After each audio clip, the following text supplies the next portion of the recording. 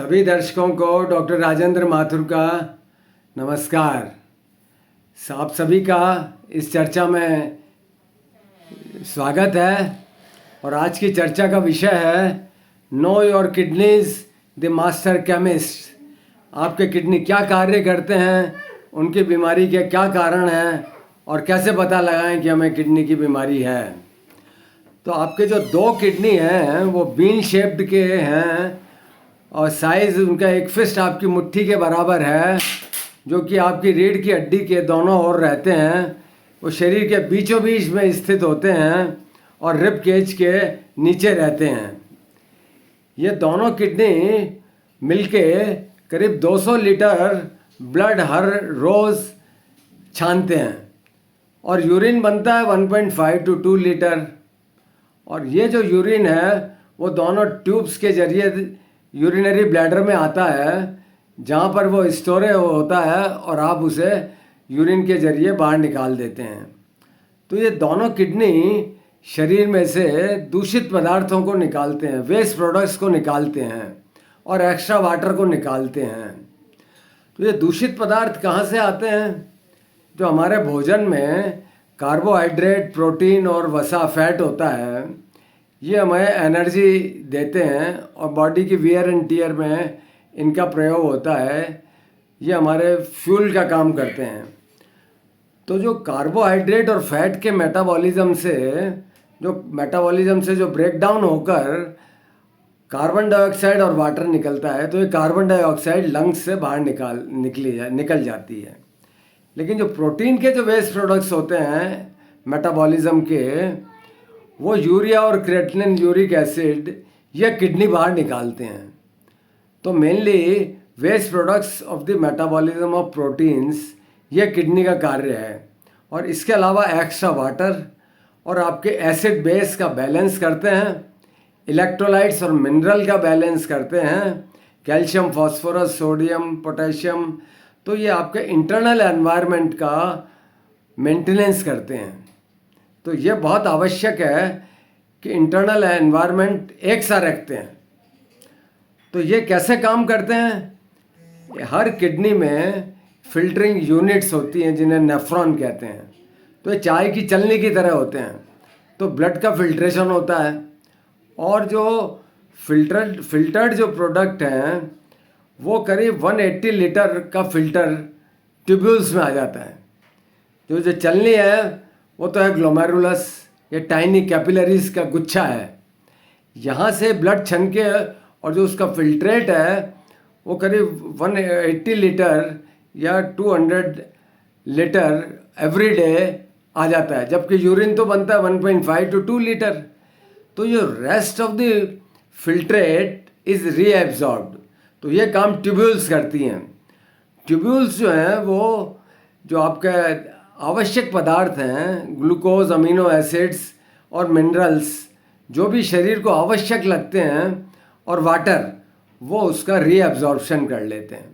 बस useful products को kidneys urine में बाहर नहीं जाने देते।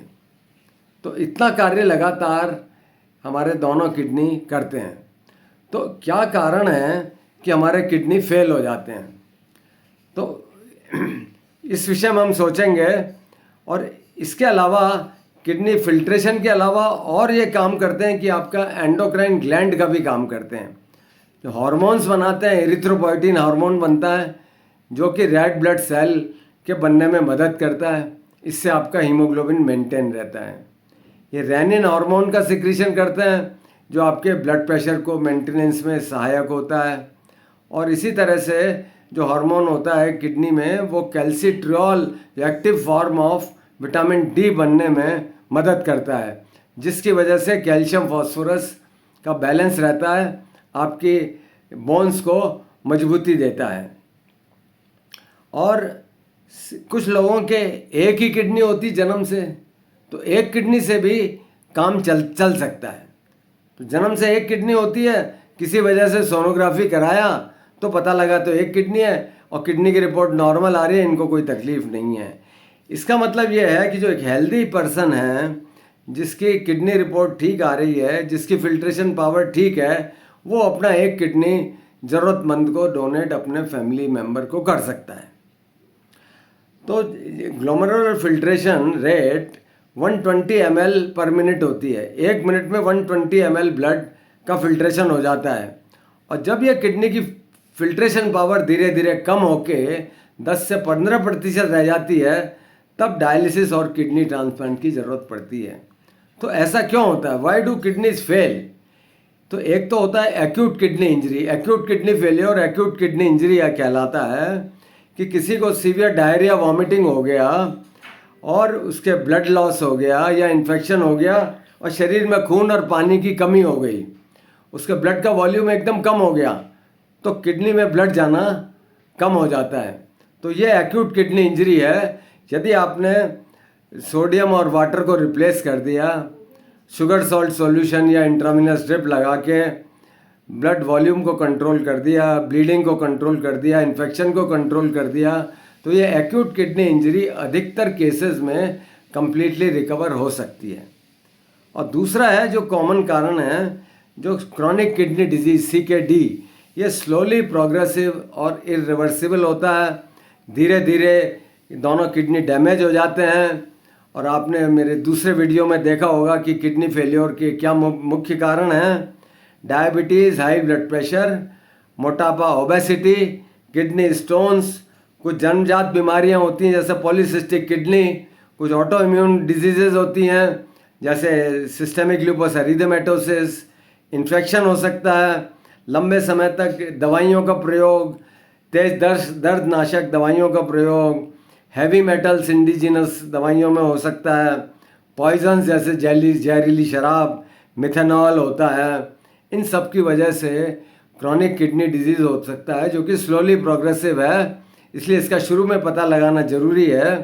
तो कुछ सिम्टम्स शुरू में, आरंभिक अवस्था में कोई सिम्टम्स नहीं होते, या आपको पेशाब अधिक बार बार आ सकता है या पेशाब कम हो सकता है, आपको थकान महसूस हो सकती है, आपको भूख कम लग सकती है, पाँव में सूजन हो सकती है, मसल क्रैम्प्स आ सकते हैं। और जिन व्यक्तियों को डायबिटीज़ है और कोई दवा कई सालों से इंसुलिन की एक मात्रा चल रही है या दवाइयों की एक मात्रा चल रही है, बहुत सालों से चल रही है, अब अचानक उसी दवा से, उसी इंसुलिन की मात्रा से आपकी शुगर एकदम कम होने लग गई, हाइपोग्लाइसीमिया हो गया, इसका मतलब ये है कि आपके डायबिटीज़ की वजह से किडनी अफेक्ट हो गए। तो यदि आपको डायबिटीज़ है, हाई ब्लड प्रेशर है, मोटापा है, 40 वर्ष से अधिक आयु में की वजह से है, आपकी फैमिली में डायबिटीज़ है, भाई बहनों को डायबिटीज़ या किडनी की बीमारी है, तो आप अपनी जांच जरूर करा लें। एक तो ब्लड प्रेशर की जांच कराएं, क्योंकि हाई ब्लड प्रेशर से किडनी की बीमारी हो सकती है और किडनी की बीमारी में ब्लड प्रेशर बढ़ सकता है। अब पहले कौन सा हुआ ये पता लगाना मुश्किल है, तो ये आवश्यक है कि अपना ब्लड प्रेशर की नियमित रूप से जाँच कराएँ, उसको कंट्रोल में रखें। यूरिन टेस्ट कराएं, तो किडनी की बीमारी में यूरिन में प्रोटीन जा सकता है, रेड ब्लड सेल, और इन्फेक्शन है तो वाइट ब्लड सेल जा सकती हैं। तो यूरिन अवश्य जांच कराएं। When the ghosts come in the dreams of a doctor, they do not ask why my CT scan was not done. They ask why my urine examination was not done or my blood pressure was not checked earlier. इसलिए urine examination आप अवश्य कराएं। उसके बाद blood में creatinine जाने, you know about your creatinine. जैसे आपको blood pressure, cholesterol, blood sugar का पता है, आपको हीमोग्लोबिन A1C का पता है, इसी तरह आप ब्लड में क्रिएटिनिन की मात्रा जाने। क्रिएटिनिन बायोमार्कर है किडनी डिजीज़ का, तो नॉर्मली ये 1 से कम होता है और जैसे जैसे किडनी की बीमारी बढ़ती है वो 1 से बढ़ता जाता है। और जब वो 5 के ऊपर पहुंच जाता है, किडनी की फिल्ट्रेशन पावर 10 से 15% से कम हो जाती है, तब kidney failure, and stage kidney disease कहलाता है और तब डायलिसिस की ज़रूरत पड़ती है। सोनोग्राफी करा लें, अल्ट्रासाउंड से किडनी के साइज़ का पता चल सकता है, उसमें कोई यूरिन के रास्ते में रुकावट है उसका पता चल सकता है, हाइड्रोनेफ्रोसिस है क्या, पॉलीसिस्टिक किडनी का पता चल सकता है, आपके प्रोस्टेट एनलार्ज है क्या, उसकी वजह से बैक प्रेशर से किडनी पे असर तो नहीं पड़ रहा है, ऑब्स्ट्रक्टिव यूरोपैथी। तो पेट का अल्ट्रासाउंड एक बहुत सिंपल नॉन इन्वेजिव टेस्ट है जो कि आप करा लें, उससे किडनी की बीमारी का पता लग सकता है। और कुछ स्थिति में जैसे ऑटोइम्यून डिजीज़ है, ग्लोमेरुलोनेफ्राइटिस है, उसमें किडनी की बायोप्सी की ज़रूरत पड़ सकती है। तो इन सब टेस्ट से आपको किडनी की बीमारी का पता लगाया जा सकता है। तो किडनी की बीमारी का कारण क्या है, पता कैसे लगाएं, आपके किडनी क्या कार्य करते हैं, ये आपने इस चर्चा में जाना। Thank you.